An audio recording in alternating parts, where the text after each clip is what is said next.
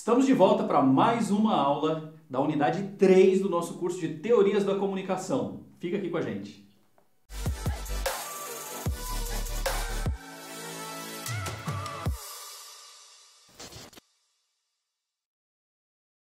Muito bom, estamos de volta aqui na unidade 3 para conversar sobre 3 teorias da comunicação, a bela de uma coincidência de números, e continuamos aqui com o professor Helder de Mello Moraes. A gente já conversou com ele, aliás, ele já fez uma explicação para a gente muito legal a respeito da teoria funcionalista, e agora ele está aqui para a gente fazer a aula 5 para a gente conversar sobre teoria crítica. Teoria crítica, um dos, eu diria que mais produtivos períodos, das mais críticas, com perdão do trocadilho, uma das mais críticas das teorias de comunicação. Professor Helder, conta pra gente detalhes a respeito da teoria crítica, começando pelos autores dela aí, da época que ela foi postulada. Sem sombra de dúvidas, a escola de Frankfurt, como era chamada a escola que abrigava esses pensadores, ela concebeu para nós, de hoje, uma das obras mais importantes, talvez, da literatura mundial, que é essa questão do estudo da sociedade em consumo ligado à questão da comunicação. Então, o Theodor Adorno, o Max Horkheimer, ou Horkheimer, como falam aqui no Brasil alguns, e o Walter Benjamin, eles eram os principais. Depois nós tivemos, numa segunda geração, o Habermas. Mas vamos falar desta primeira geração.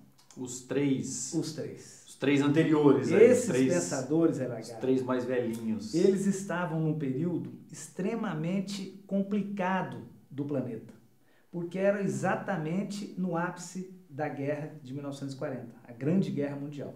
Uhum. E eles olhando para um outro continente, que era o continente americano, e os Estados Unidos em franco progresso, inclusive com as suas ideologias mercadológicas. Então, quando eles olham para esse cenário, eles são extremamente pessimistas. Uhum. E nada mais correto do que o pessimismo, uma crítica fundamentada e uma crítica ferrenha sobre a questão da massificação da comunicação, tirando qualquer possibilidade da mente humana em escolher determinado tipo de coisa para a aquisição do seu conhecimento. Então, a teoria crítica, ela baseia-se muito num termo chamado indústria cultural. Uhum. E o que é indústria cultural? Essa foi boa. Exatamente. Aliás, esse termo, posso interromper? Já Por interrompi, favor, né? Por favor, nós estamos Grava. Fique em pé, eu não sei para qual câmera eu preciso olhar agora, mas assim, fique em pé, vai buscar uma caneta marca-texto e grave essa expressão, indústria cultural. Isso é muito importante para quem trabalha com comunicação. Né? Exatamente. Eles entendem o seguinte, que a cultura em si, a manifestação cultural, a arte e outros tipos de manifestações, a poesia, que estão trazendo a flor da pele, o sentimento humano, ela é descaracterizada enquanto cultura, enquanto arte, porque ela é vendida como outro produto qualquer. Como que a indústria cultural avalia isso? Avalia que através da massificação da comunicação, o que era, por exemplo, um quadro de Mona Lisa, passa a ser um quadro impresso num papel couché, por exemplo. Isto tira, segundo esses autores, essa aura da arte, essa capacidade de transmissão que um quadro tem. Então, eles questionam essa condição que a comunicação faz na mente humana de massificar determinados tipos de coisa, descaracterizando a cultura, transformando a cultura num produto. Num produto como o sabão, como o sapato. E o que eles propõem disso é que, por um lado, a cultura, a arte, o teatro sendo massificado e sendo descaracterizado, nós perdemos a essência cultural. Nós perdemos aquele objeto de sensibilidade que consegue fazer, por exemplo, um quadro em 4D através de um pincel. Mas o mais interessante dessa questão é que um desses autores, que é o Walter Benjamin, questiona depois Adorno e Horkheimer,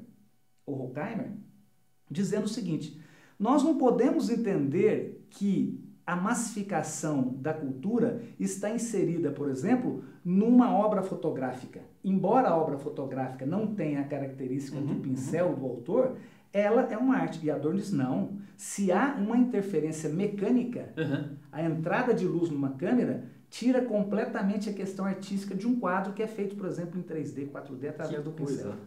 É fantástico. Mas Adorno coloca que esta situação é a situação que denomina-se indústria cultural, ou seja, a industrialização mesmo de algo cultural. E sabe o que, LH? Ele preocupado com isso, em um momento ele chega a falar que isso vai terminar com a cultura, vai terminar com a manifestação cultural, porque vai virar tudo massa. Olha só que coisa interessantíssima. Vamos tentar imaginar hoje o que a gente vê como tendência de comunicação, não em termos de estrutura de mensagem de comunicação, mas de produtos de comunicação. Que as marcas hoje utilizam, por exemplo, eu estou falando de marketing de conteúdo aqui, content marketing. Então, quando você, por exemplo, desenvolve tanto o conteúdo mais deliberado para uma publicação qualquer, ou então pensando em produtos audiovisuais atrelados a marcas. Por exemplo, uma série específica para lançar um produto, como a gente já teve no início dos anos 2000, a BMW fez uma sequência de 7 ou 8 filmes de 20 minutos cada um, mais ou menos, e que não falava nada do carro. O carro, na verdade, era um dos personagens do filme, mas estava, sem dúvida nenhuma, ali produzindo um produto, né, cultural, já para usar o termo da teoria crítica, para vender uma marca, né, para carregar uma marca junto. Mas pensa hoje, eu estou pensando assim, em séries, por exemplo, em serviços de streaming. Isso não ajuda a formar cultura, não contribui para formar cultura? A cultura de hoje, o que nós temos, o que a gente olha para a nossa sociedade e fala, essa é a cultura da sociedade. Ícones culturais, referências culturais, não são extraídas de produtos como esses? Por exemplo, uma série num serviço de streaming? Adorno diria que não. Adorno diria que esta questão cultural está sendo transformada e, portanto, ela está aceitando interferências que a descaracterizam enquanto cultura. Né?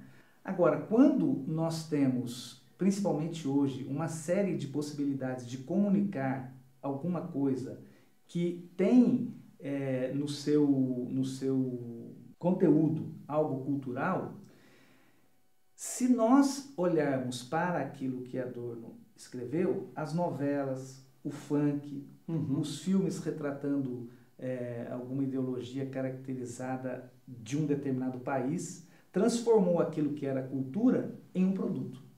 Ele entende assim. Haja vista que depois, nessa reflexão do que foi escrito, eles próprios consideram que o fato de você comprar algo que era cultural e que agora é massificado, cria em você uma situação de subjetividade, levando a uma insatisfação logo depois de você ter adquirido. Por quê? Porque ficou massificado, de novo, o quadro da Mona Lisa. Então, na sociedade de consumo, essa felicidade efêmera, ela também é por conta de um consumismo de massa. Aquilo que era consumo, aquilo que era adquirido para necessidade, vira um consumo exacerbado, um consumo mais do que o necessário, porque vai satisfazer uma satisfação que, na verdade, é uma felicidade efêmera. Ele coloca isso também, estendendo a questão da aquisição de culturas, de produtos em si, enfim. Aí tem uma coisa interessante. Todas as aulas a gente está procurando... Acho que eu dei uma misturadinha aí agora. Não, mas foi muito bom. Mas todas as aulas a gente está falando aí de olhar resquícios, e a gente falou que não vai utilizar a expressão resquícios, vai utilizar a expressão traços da teoria até hoje. Eu acho que na teoria crítica, isso é muito... talvez seja o mais evidente. Por quê? A teoria crítica é muito pessimista, na verdade. Mas nós somos sujeitos dessa indústria cultural, concorda? Sem dúvida. Então, dando razão a eles ou não, o que eles postularam, que é chamar essa situação de indústria cultural, na verdade, ela se prorrogou, né? A gente está falando de década de 40, a gente está aí 70, 80 anos depois, mas isso se provocou. Com certeza. Porque o que a gente tem hoje são conglomerados de mídia que movimentam bilhões e bilhões, na verdade, na soma de todos eles, na casa do $1 trilhão anual, para produzir produtos de entretenimento. Exatamente. Você compra o produto, Hollywood. Pronto, e acabou. Hollywood, exatamente. Hollywood é isso. O enlatado hollywoodiano, ele é um produto massificador. Massificador, inclusive, dos armamentos bélicos americanos, que fazem propaganda dentro do filme do poderio americano. Esse ponto que eu queria chegar. Entende? Minha última pergunta. E eu acho que, assim, daria um livro para escrever a respeito disso, daria uma série inteira. Sem dúvida. Mas em algum momento eles disseram, ou eles sugeriram, que a indústria cultural poderia ser utilizada, ou seja, os produtos que estão sendo fabricados, massificados, poderiam ser utilizados como veículo de propaganda? LH, você tocou num ponto sensacional. Ele dá um chute na canela, nas entrelinhas, do que os Estados Unidos está fazendo, que é uma propaganda de si próprio. Uhum. Quando os Estados Unidos vêm a público com uma campanha, logo no final dos anos 20, por conta da quebra da Bolsa, vem a público pedindo para as pessoas, olha, gastem com o produto americano, porque o produto americano vai criar o lifestyle americano. Uhum. Isso já é uma propaganda americana. Claro, e eles enxergam isso. Claramente, eles não vão citar, obviamente. Mas, se nós percebermos as entrelinhas, eles estão dando um chute na canela daquilo que era a propaganda americana. Você colocou bem. O cinema americano, principalmente dessa época, tenta levantar o nome Estados Unidos como já um líder mundial. Não tenha dúvida. É uma propaganda. E para pensar, hoje, como cidadãos desse mundo globalizado, acho que a gente vai entrar um pouquinho nisso na próxima teoria que a gente vai estudar, mas nessa grande aldeia que virou o mundo, ou seja, o mundo é uma coisa só, né? É totalmente massificado, uma cultura massificada, apesar da gente ter os espaços aí para nichos culturais, para grupos de afinidade, no geral é uma grande massa. O mundo, assim, a cultura é a mesma. Você tem tradições culturais que são diferentes de acordo com as nações, mas a cultura corrente ela é praticamente igual do mundo inteiro. E a gente consome no mundo inteiro praticamente os mesmos produtos. A mesma série está sendo consumida por todo mundo e tal. Olha só em que ponto que a gente chega. Quer dizer que a nossa concepção, você falou sobre indústria bélica, mas a nossa concepção do que é um bom exército é o exército americano, né? De alta tecnologia, os melhores soldados, os filmes. Mas de onde a gente tirou isso? De todos os filmes e séries que a gente assiste. A nossa referência passa a ser isso, né? Daí a questão da industrialização daquilo que seria a cultura, considerando que o cinema é a sétima arte. Claro, sétima arte. A sétima arte. Boa. Mas então, que coisa. Ele acaba, enquanto cinema, sendo um veículo de comunicação americana para falar bem de si próprio, ou para fazer uma propaganda do lifestyle americano. Quer dizer, a teoria crítica, para usar a sua expressão, dá um chute na canela, dando uma fulanizada na produção cultural americana, em grande parte, mas não só ela, tudo bem, mas dá uma fulanizada na produção cultural, querendo dizer que não, isso não é cultura, mas ao mesmo tempo destaca que ela falou, olha, apesar de não ser cultura, isso ser apenas um produto de entretenimento, ele tem um poder de propaganda altíssimo, né? Então, assim, tira de um lado, mas entrega do outro. Como nunca houve. Porque como produto da indústria cultural, ele passa a ter uma perfusão, uma capilaridade, chega em todos os lugares, né? Em todos os lugares. As pessoas começam a imitar determinados protagonistas do filme. Imitar, inclusive, com coisas que não são da cultura dele. Olha a nossa referência de vestuário, referência de bens de consumo, referência de indústria armamentista, referência de ícones de consumo, produtos aspiracionais, estilo de vida. A gente tira da onde essas referências? É exatamente do produto você falou que a gente consome, né? Cultural, produto de entretenimento. Que coisa! É fantástico. Olha só, né? E uma teoria de quase 80 anos. Essa teoria crítica é algo que realmente deve ser aprofundado pelos alunos, deve ser todas elas, mas essa teoria crítica, ela tem uma ligação direta com a propaganda, que os alunos de publicidade, alunos de comunicação em geral, até de jornalismo, devem tratar com muito cuidado, com muito carinho. Olha só, eu costumo falar para os nossos alunos que nós temos uma responsabilidade muito grande, né? Porque a gente trabalha com a mente das pessoas. Não estou falando de maneira esotérica, obviamente. Eu estou falando de maneira prática, instrumental. A gente trabalha com convencimento, a gente trabalha com argumentação, com persuasão. E há que se ter uma responsabilidade muito grande. O que a gente vê numa teoria dessa é que talvez a gente exagere, algumas pessoas exagerem quando dizem o seguinte, os publicitários conseguem convencer as pessoas de qualquer coisa. Isso não é verdade. Se fosse assim, então os publicitários estão milionários. Se fosse assim, a gente melhoraria a questão política, melhoraria a questão da preservação da biosfera, lógico. A educação do povo. Mas também não significa que seja zero, né? Que a gente não influencie nada quando a gente cria um produto, quando a gente produz algum conteúdo, com certeza, ainda que ele seja para entretenimento, você Com acaba certeza influenciando comportamento e cultura. Só de estarmos inseridos na comunicação, já temos esse aparato comunicacional de convencimento.